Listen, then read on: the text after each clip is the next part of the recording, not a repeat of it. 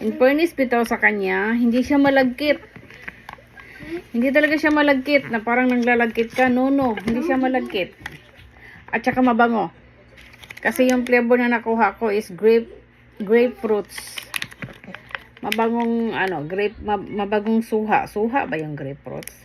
Ganyan siya ka lagkit, ganyan siya kadikit. And hindi siya malagkit mga day. Instant puti daw ito eh. Instant puti. Hindi pa naman ako mahilig mag-lotion day. Ay, naka-instant puti nga siya day.